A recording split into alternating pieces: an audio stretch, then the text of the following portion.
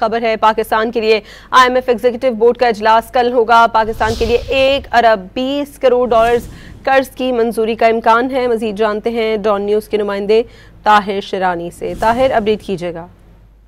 जी, IMF executive board के इजलास में पाकिस्तान के लिए कर्ज प्रोग्राम और क्लाइमेट फाइनेंसिंग के तहत फंड्स जारी करने का जायजा लिया जाएगा। बोर्ड की मंजूरी से पाकिस्तान को दोनों प्रोग्रामों के तहत मजमूई तौर पर 1 अरब 20 करोड़ डॉलर्स की अक़सात मिलेंगी। कर्ज प्रोग्राम के तहत पाकिस्तान को 1 अरब डॉलर की अगली किस्त और क्लाइमेट फाइनेंसिंग प्रोग्राम के तहत पाकिस्तान को 20 करोड़ डॉलर की किस्त मिलेगी। पाकिस्तान को दोनों प्रोग्रामों के तहत मिलने वाली रकम बढ़कर 3 अरब 30 करोड़ डॉलर हो जाएगी। पाकिस्तान और आईएमएफ के दरमियान अक्टूबर में 7 अरब डॉलर से ज्यादा के कर्ज प्रोग्राम के दूसरे जायजे और क्लाइमेट फाइनेंसिंग प्रोग्राम के पहले जायजे के लिए स्टाफ सतह का मुआहदा तय पाया था।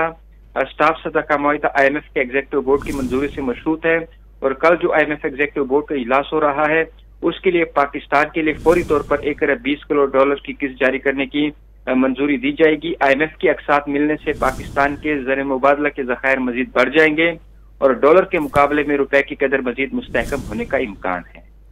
ताहिर शिरानी, बहुत शुक्रिया आपका।